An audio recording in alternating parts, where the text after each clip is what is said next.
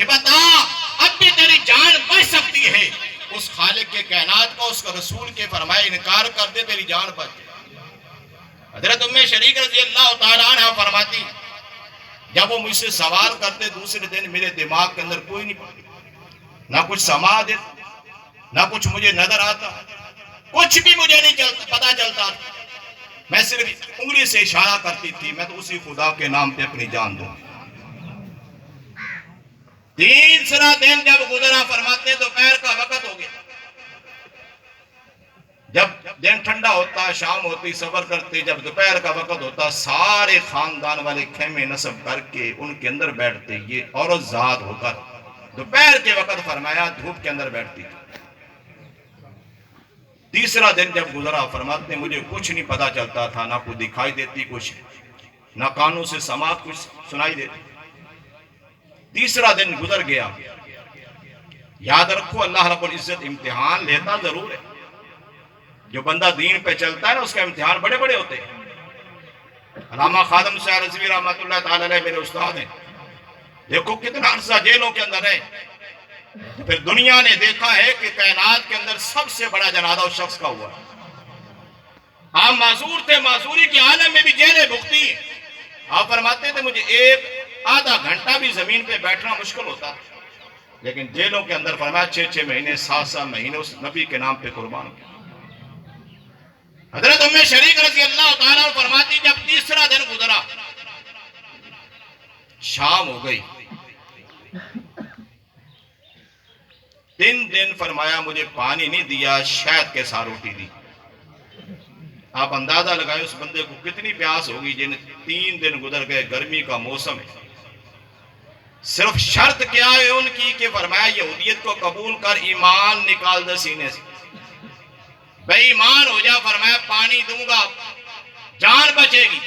اس عورت نے کہا مجھے جان کی ضرورت نہیں ہے، مجھے ایمان کی ضرورت ہے۔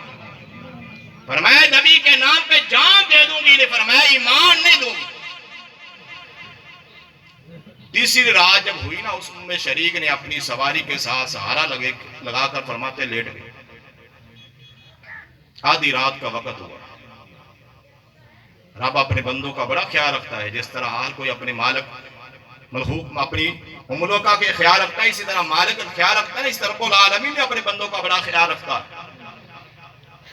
جب تیسرے دن وہ اس طرح لیٹی نا، فرماتی میری آنکھ لگی، میں نے دیکھا پانی کا ڈول میرے قریب آیا۔ پانی کیسا ہے؟ فرماتی میں نے اس میں سے ایک گھونٹ بھر کر پیا، دودھ سے زیادہ سفید تھا، شہد سے زیادہ میٹھا تھا۔ فرماتی پھر ڈول جو تھا مجھ سے دور ہو گیا، تھوڑی دیر کے بعد پھر نیچے آیا، میں نے ایک گھونٹ پھر پیا۔ تیسری مرتبہ فرمایا جب پھر میرے پاس آیا، میں نے اپنے چہرے کو دھویا، اپنے مشکیزے میں پانی بھرا۔ جب صبح کو اٹھے وہ لوگ خاندان والوں نے تو سمجھا تھا مر گئی ہو، لیکن جو رب کے نام پہ فرمایا اپنی جان دیتا ہے، رب اسے مرنے نہیں دیتا۔ یاد رکھنا جو بندہ دین کی خاطر قربانیاں دیتا ہے کبھی دنیا کے اندر ذلیل نہیں ہوتا۔ اللہ رب العزت اس کو دنیا کے اندر بھی عزت عطا فرماتا ہے، آخرت کے اندر بھی عزت عطا فرماتا ہے۔ دین پہ چل کر تو دیکھو، اب ان لوگوں نے سوچا وہ تو مر گئی ہوگی، ختم ہو گئی ہوگی۔ 3 دن گزر گئے، پانی ان کو ملا ہی نہیں۔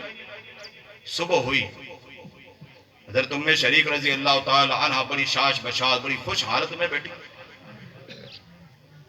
دوڑ کر وہ لوگ آئے، ام شریک یہ پانی کہاں سے لیا تو؟ آپ نے فرمایا اس رب نے مجھے پانی دیا۔ وہ اپنے خیموں کی طرف دوڑ کر گئے کہ ہو سکتا ہے کسی نے چوری چرا کے فرمایا اس کو پانی دے دیا۔ جب انہوں نے خیموں کے اندر دیکھا، جا کر اپنے مشکیزے منہ ان کے بند پڑے، پھر حیران ہوئے۔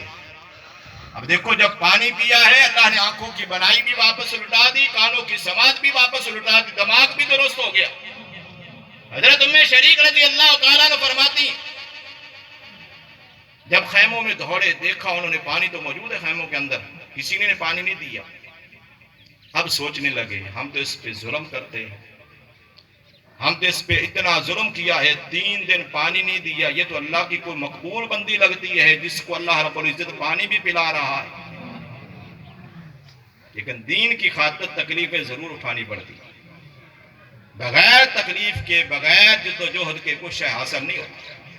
جس طرح دنیا کی خاطر ہم محنت کرتے ہیں، نیندیں حرام کرتے ہیں، بستر حرام کرتے ہیں، رات ساری جاگتے ہیں، پھر کچھ حاصل ہوتا ہے، اسی طرح دین کی خاطر بھی فرمایا محنت کرنی پڑتی ہے، مشقت اٹھانی پڑتی ہے، بغیر مشقت کے کچھ نہیں حاصل ہوتا۔ حضرت ام شریک رضی اللہ تعالی عنہ کی جب یہ حالت دیکھی ان لوگوں نے، اب سوچنے لگے کہ ہم تو اس کو بڑی تکلیفیں دے رہے تھے، ہم تو اس سے بڑی زیادتیاں کر رہے تھے، بڑا ہم نے ظلم کیا، بڑا ستم کیا۔ اس وقت ہاتھ جوڑ کے سارے ام شریک کے قدموں میں بیٹھے، پورا خاندان بیٹھا، اے ام شریک، جس نبی کا کلمہ تو پڑھا ہے وہ اس نبی کا کلمہ ہمیں بھی پڑھا دے۔ اب غور کرو، عورت سعد ہے، چاہتی تو 1 دن کے اندر اپنا ایمان ختم کر لیتی، 2 دن کے اندر ختم کر سکتی تھی، 3 دن ختم کر سکتی تھی، لیکن 3 دن امتحان دیا، پھر رب نے ایسی عزت عطا فرمائی، فرمایا جو ظلم و ستم کرتے تھے وہ اسی کے ہاتھ پہ فرمایا کلمہ پڑھ کے مسلمان ہو۔ حضرت ام شریک رضی اللہ تعالی عنہ جب نبی کی بارگاہ میں پہنچی، حضور کی بارگاہ میں اپنے آپ کو ہبہ کر دیا اس نے۔ آقا علیہ الصلوۃ والسلام نے حضرت زید سے اس کا نکاح کیا۔ نبی پاک صلی اللہ علیہ وسلم نے جب حضرت زید سے نکاح کیا، 30 سر جو جو تھے وہ ان کو عطا کیے، 30 سر جو۔ حضور نے فرمایا اس کو تھیلے کے اندر ڈالو، ساری زندگی کھاتے رہو گے، ختم نہیں ہوگا، لیکن شرط یہ ہے اس کو ماپنا نہیں ہے، تولنا نہیں ہے، تھیلا جھاڑنا نہیں ہے۔ حضرت ام شریک رضی اللہ تعالیٰ عنہ فرماتی ساری زندگی ہم کھاتے رہے، لیکن فرمایا جو ختم نہیں ہوئے، ختم ہو سکتے کیسے تھے؟ اس کو نبی کے ہاتھ لگے تھے، نبی کی دعا تھی۔ 30 سر جو کی کیا اوقات ہوتی ہے؟ حضور نے فرمایا ساری زندگی کھاؤ گے، لیکن فرمایا شرط یہ ہے اس کو تولنا نہیں ہے، ماپنا نہیں ہے، تھیلے کو جھاڑنا نہیں ہے، ساری زندگی بھی کھاتے رہو گے، فرمایا ختم نہیں ہوگا۔ حضرت ام شریک فرماتے ساری زندگی ہم کھاتے رہے۔ جب ام شریک کا وصال ہو گیا 25 یا 30 سال کے بعد، حضرت زید نے وہ جو تولے کہ ہم نے 30 سال کھائے یا 25 سال کھائے، اتنا سا ہم کھاتے رہے، اب تول کر تو دیکھیں کتنے باقی بچے۔ ہم کھاتے بھی رہے، مہمانوں کو کھلاتے بھی رہے، صدقہ بھی کرتے رہے، تقسیم بھی کرتے لوگوں کے اندر، فرمایا غریبوں میں فرمایا بانٹتے بھی رہے، اب تول کر دیکھو تو صحیح۔ زید فرماتے ہیں اتنے سالوں کے بعد میں نے وہ جو تولے تو 30 سر کے 30 باقی تھے، کہ دین کی خاطر بندہ قربانیاں دے، پھر اللہ رب العزت دونوں جہانوں کے اندر عزت عطا فرماتا ہے۔ اللہ رب العزت کی بارگاہ میں دعا ہے اللہ تعالیٰ عاشق حسین کے صغیرہ کبیرہ گناہوں کو معاف فرمائے، اللہ رب العزت اسے دونوں جہانوں کے اندر عزت عطا فرمائے۔ وما علیہ